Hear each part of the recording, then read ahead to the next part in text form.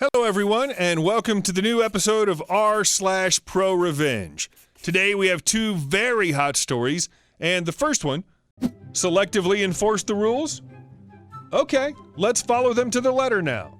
But before we start, I just want to thank everyone who supports the channel with your comments, subscribe, and like. Thanks a lot. And let's get started. I used to work for a manufacturing company who makes waste containers, dumpsters, and such, and at first it was a good job with a good manager and no problems. I enjoyed the work. It was a dirty, physically demanding job, but kept me in good shape. I could just put in my earbuds and cruise through the day without any issues. My initial job was to prep the units for painting by polishing imperfections with a sander and grinding down the areas that were too rough, as well as cleaning them up after the welders were done with them.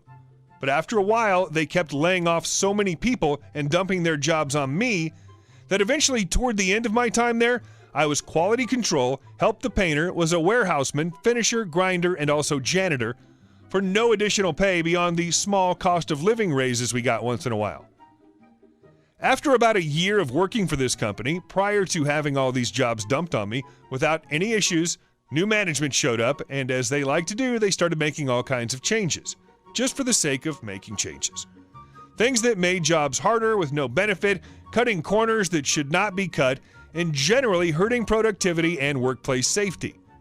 The change in management was bad, but it was not the end of the world. It made things harder for no real reason, but all in all, things were still manageable.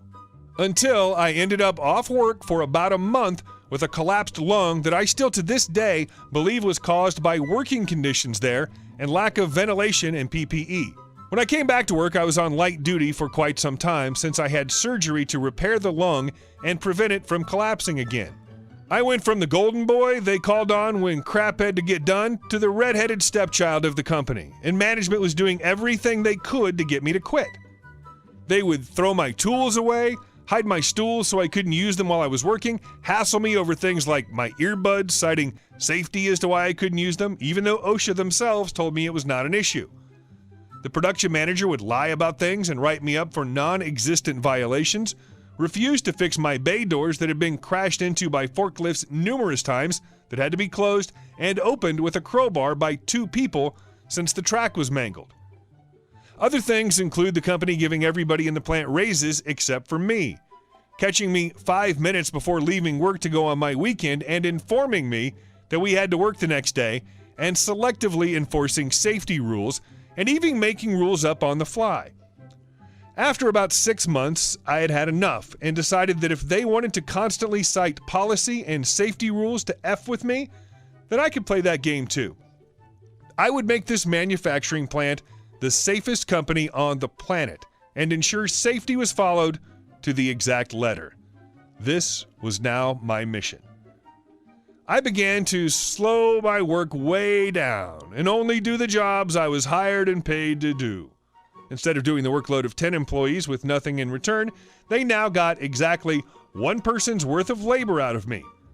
Customers' orders began stacking up, deliveries were late, bad welds and welds that got missed during production were overlooked, causing the units to have to be repainted when they had to go back to the welding lines to be fixed.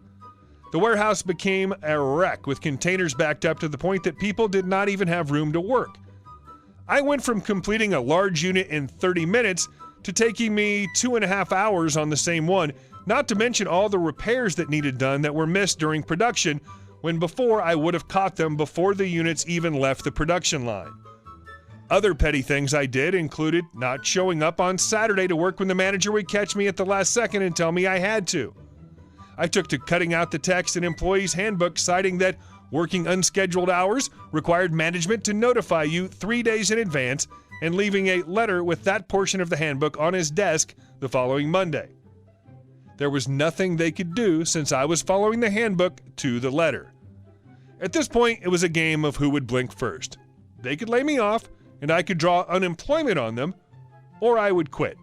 Next on the list was safety. They liked to hassle me so much about trivial things that I figured they would appreciate me going through the plant and documenting every single last OSHA violation, safety violation, and anything else that was not right. I had a notebook that was filled with violations from one end of the plant to another.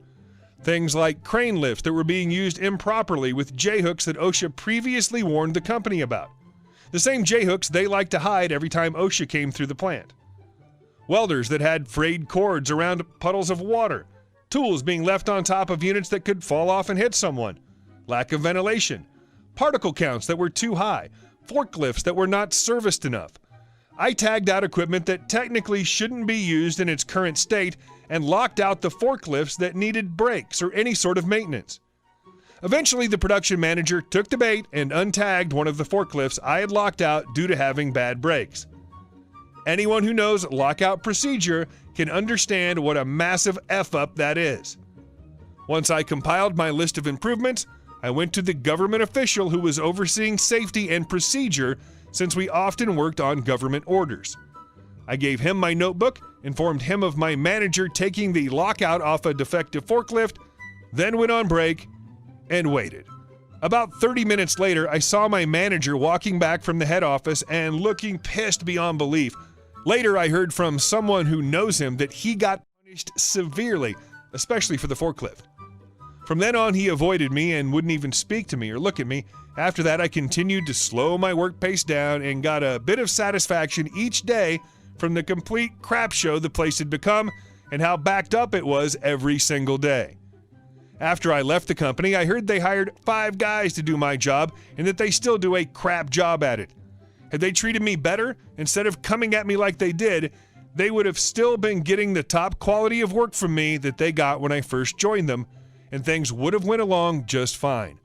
I can't even imagine how much money I must have cost that company by sticking to the exact letter of the rules. Just desserts for destroying teachers' plants. This happened to my father, not me. I find it rather funny and definitely pro-revenge. My father was a teacher. He taught several subjects during his career and spent the last 15 years teaching science. He spent most of his career teaching the more difficult students. One year, the teachers were all upset because students kept killing their plants by ripping off the leaves. My dad wasn't real fond of plants. Even though he didn't like having a lot of plants around the house, he started thinking of ways to get the kids to stop killing the other teachers' plants. Finally, he came up with a way to teach the kids not to mess with plants. A few days later, he put 3 potted plants by the window in his classroom. He had a sign by the plants warning kids not to touch the plants because they were dangerous. He told every class that they were to leave the plants alone because something bad would happen if they didn't. Then he waited. He made sure to check the plants near the end of every class. 2 days after putting the plants out, he noticed that a lot of the leaves were missing from one plant. He had all the students line up against a wall and he checked all of the desks for leaves. He didn't find any of them. The next day, 2 students came in before school with their parents. They want to know what kind of plants he had. They had horrible rashes all over their hands and groin area. Their parents were quite upset at my dad for harming their sons. My father told the parents that every class was warned not to ever touch the plants. He showed them where the sign was and let them see the very clear warning. Then he asked the boys how they got rashes in that area. The boys had to tell their parents that they ripped leaves off the plants of every teacher they had and that they thought the sign was just to keep kids away from the plants. When the whole class was lined up so that everything could be searched to find out who destroyed the plant, they stuffed the leaves into their underwear. The parents were furious with the kids. They weren't pleased to have their kids get rashes from the plants in the classroom, but that paled in comparison to the anger with their kids. The boys missed several days of school until the rash cleared up. My father then told each class that the plants were poison ivy. It taught the entire class not to mess with other people's plants. You never know what might happen. It stopped the plant destruction for that year. Of course, the administration made a rule that you could not have dangerous plants in the classroom. No one thought to make a rule about this because most people don't plant poison ivy in pots and take them to school. Hope you guys enjoyed the story. If you aren't subscribed, hit the subscribe button and turn on notifications for future videos. If you didn't like my opinions, or if you liked my opinions, please let me know in the comments below what you thought of these stories, and I'll see you soon.